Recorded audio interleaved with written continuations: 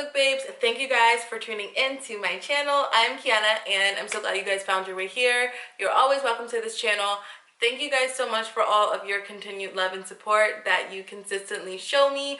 I am so thankful for that, and we are so close to reaching 500 subscribers on this channel, so make sure you guys are signed into YouTube so you can subscribe to my channel if you haven't already. I have a really exciting video for you guys today. So what a lot of you don't know about me is that I have a pretty impressive poetry collection, if I do say so myself.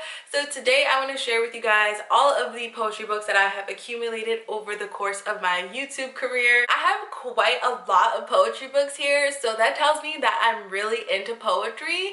So I'm going to try to make this video as time efficient as I possibly can. A lot of these books I have talked about in previous videos that I've posted on YouTube, so you can always refer back to those videos for more details on these books.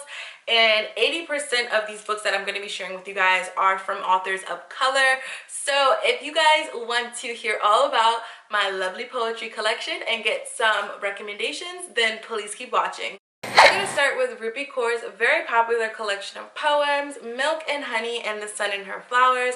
I absolutely adore these books. The poems are very good, they're very raw and very enticing. I remember when I used to be really active on Tumblr back in 2014, I would always see people reposting Rupi Kaur's poems, and I always thought to myself, who is this author? And I just thought that people were being like hype beasts and reposting it for like a minimalistic or emotionally deep aesthetic or appeal. But Rupi Kaur is a really good writer and I love the work that she does. She's really active in the online community and posts her poetry frequently, so you should definitely check out her Instagram page if you want to read some great poetry. She's actually one of the few poets in this generation that is really into spoken word poetry. I was also very pleased to discover that Rupi Kaur is a very talented artist, as she has illustrated the drawings that are in these books, and I love them so much because they create a minimalistic vibe. They create an essence of femininity that I love. These are some of my favorite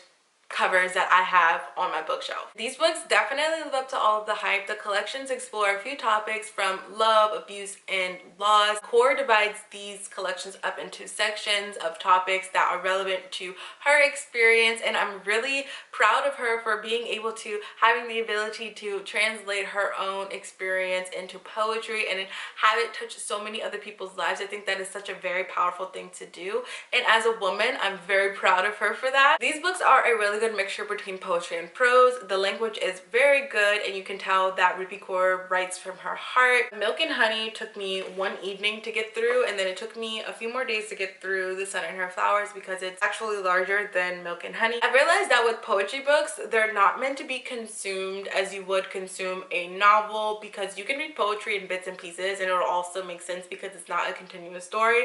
But these books are amazing nevertheless, so you guys should get you a copy if you haven't already, because they're definitely worth every penny that I spent. The next book is Two Fish, a poetry book by Jhene Aiko, and aside from being a talented singer and artist whom I adore, she also wrote a poetry book, one in which the words definitely move me. The fact that she published a poetry book just makes her seem more real and human, if you get what I'm saying. I think that this book is a great way for her to connect with her fan base on a more personal level, so that is definitely something that I appreciate and I'm grateful for. I love how compact this book is because you can literally travel with it so easily, and I love the color scheme that she decided to go with for this book because it gives me water sign vibes, and I'm a water sign, although I don't really believe in astrology. But I also believe that she drew the illustrations in here and they're actually really good. Wow, I can't believe it's been 3 years since this book has been published, because it literally feels like I just read this book just yesterday. What's different about this poetry book is that some of the poems were actually published straight from her own personal journal in her original print. She touches on topics such as anxiety, love, relationships, and drugs. She gets really deep and opens up more personally about her brother's passing, and she's vulnerable about her own insecurities, and she explores concepts such as suicide and plastic surgery. In real life, I'm actually a Jhene Aiko fan, so I definitely noticed that some of the language or the words that she uses in this book correspond to the lyrics in her music.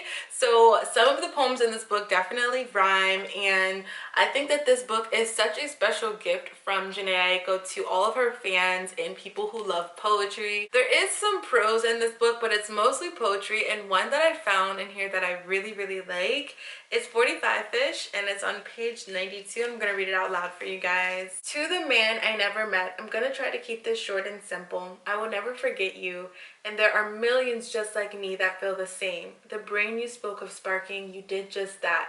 To a generation, your image, your words, your sound, your message, your energy, unafraid to be yourself and make mistakes. Too many of us are scared to look crazy and contradict ourselves, but we are walking, breathing contradictions.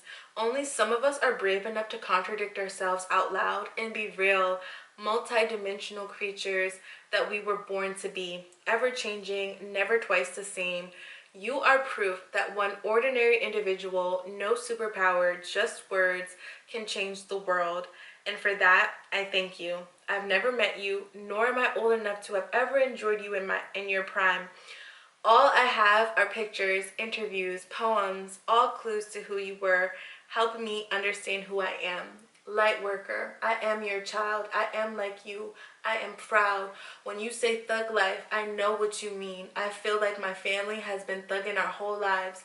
I feel like no one understands what it feels like to have a gun in their face at 5, to have their house burned down, or to wait hours in county lines, or to watch my closest brother die, to be hopeless, still find reasons to smile.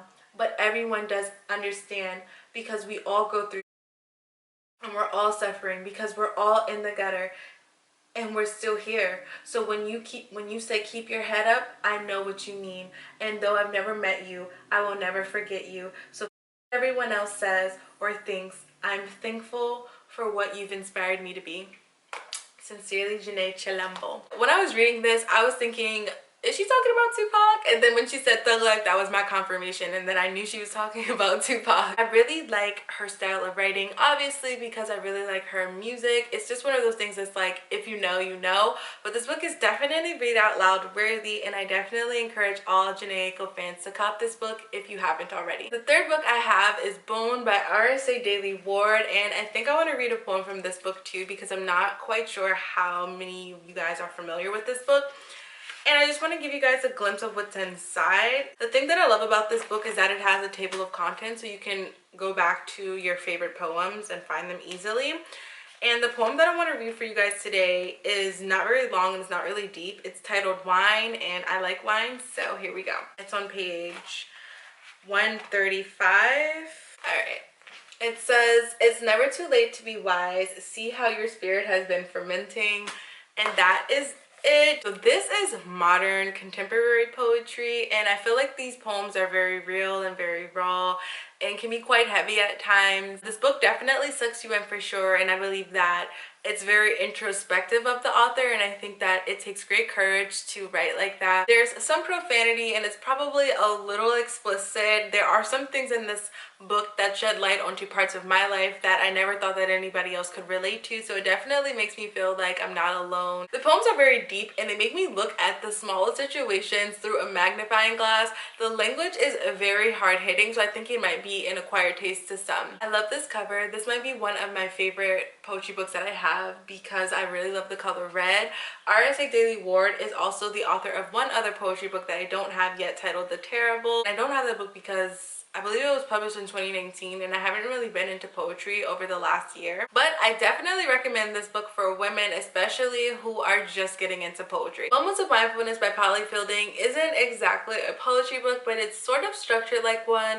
It's just a book that compiles a bunch of quotes from notable people regarding the concept of mindfulness. Mindfulness is definitely a lifelong journey and process to some, and we could all use a boost in our spirits every now and then. So this book is really good for that, and I definitely encourage people to read this book who have any sort of anxieties or simply need some words of encouragement. It's really good because it helps us observe our thoughts and emotions without judgment, and I think that's one of the greatest things that we can do for ourselves as humans and for other people, because we make better decisions when we live in the breath and remain present at all times. Our intuition is more keen and we function a lot better in the present moment. This book has definitely helped me to become increasingly comfortable with being present. Poetry book number 5 is Questions for Ada by Ijeoma, and this is her first published collection of poems. This book is actually novel size. It's like the biggest poetry book that I have, but I purchased this book back in 2018 in the spirit of Black History Month because I wanted to get a bunch of books that were written by people of color, Black authors. There are so many gems within this book, and I feel like it's a symbol of what it truly means to be a strong Black woman, finding that love within yourself that feels like it's been lost forever and you're just now filling yourself up with it, but it's always been there, and remembering who you are and loving that younger girl that you used to be. So these are definitely poems for women. One of my favorite quotes in this book is actually on the back, and it's, "Nobody warned you that the woman whose feet you cut from running would give birth to daughters with wings." And I just feel like that's one of the most uplifting, awareness shifting, one of the most beautiful and empowering quotes I have ever read. I listened to one of the author's TED Talks, and I'll link it down below. It's titled Dismantling the Culture of Silence, and she pretty much just encourages people to share their story, to speak fearlessly, and to speak up about their own narrative, and how normalizing pain is a tragic cycle that must end. So I really recommend that you guys watch that TED Talk. It's really great. All in all, I adore her. I adore her work. I love her poems and her fearless style of writing. She's not on social media anymore, but I definitely encourage all of my strong sisters out there to check out this author and her poems. Moving along, next is I Love My Love by Reyna, Biddy. She's also into spoken word, and I found her Twitter page years ago, and once upon a time I felt like I resonated with her poems. I just felt like she's like a person that like I've known or that like I grew up with. Pretty much I felt seen and heard through her, so I went ahead and purchased her first collection of poems. She's also the author of 2 other poetry books that she's published as well. This book, however, is her first poetry book, and I haven't read it yet, but I'm definitely working on that. I think after I finish reading the books that I'm reading right now, I'm going to work on reading this one. On the back cover, it says, "The girl who writes poems about loving too hard and not being loved hard enough." And I 100% resonated with this once upon a time, so I've been prepared to read this book for a very long time now. Wild Embers, Poems of Rebellion, Fire and Beauty by Nikita Gill is the 7th book I have, and is the 2nd book of the bunch that I haven't read yet. Nikita Gill is an author that I've also been following on Twitter ever since I started on BookTube, and she's passionate about topics such as abuse, the LGBTQ community, and feminism. She also has a few other books that she's published as well, and let me just say that she has some of the most gorgeous book covers I've ever seen. If I ever bought a book because of its cover, it would be Nikita Gill's, because her book covers are phenomenal. She also illustrates some of the art in her books as well. As I recall, this book in particular explores healing, being comfortable in your own skin, and embracing all that you are. This book also has some fairy tales and goddess retellings, and is mostly all about femininity. The 8th poetry book I have is The Chaos of Longing by K.Y. Robinson, and this is another book that I discovered on BookTube, and I really love the baby pink cover and the roses. I think it's so cute. I don't know much about the author, so I'm just gonna stick to the content of this book. One thing that I noticed that's different in this book is that the author inserts a trigger warning page, and that's an element I've never seen in any other book that I've read before. There are 4 parts to this book. They are Inception, Longing, Chaos, and Epiphany. There aren't any pictures. It's mostly just poetry, so I can get through this book in like an hour or so. The last poetry book I have is The Princess Saves Herself in This One by Amanda Lovelace, and this is also another book that I discovered through BookTube. The Princess Saves Herself in This One won Best Poetry Book on Goodreads in 2016, so I really hope that means it's good. It's got mixed reviews throughout BookTube, so I'm not quite sure what I'm going to be getting myself into, but this book also doesn't have any images and is mostly just poems. So those are all of the books in my poetry collection. Pretty impressive, right? It is my intention to continue expanding my poetry collection, so guys, please feel free to recommend me some of your favorite poetry books and I will definitely check them out. Thank you guys so very much for watching this video, especially if you made it this far. Please subscribe to my YouTube channel and follow me on Instagram and Twitter at Princess Keionna. and I will talk to you guys in the comment section, and I'll see you in my next video. Until next time, bye.